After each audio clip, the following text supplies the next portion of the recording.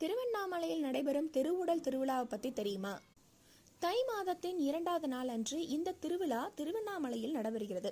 இதற்கு காரணம் என்ன அப்படின்னா, சிவபெருமானும் பார்வதியும் ஆனந்த தாண்டவம் ஆடிக்கொண்டிருந்தாங்களாம். அப்பொழுது சிவபெருமானின் ஜடாமுடியில் கங்கை வீற்றிருப்பதைக் கண்டு பார்வதி சினம் கொண்டாராம்.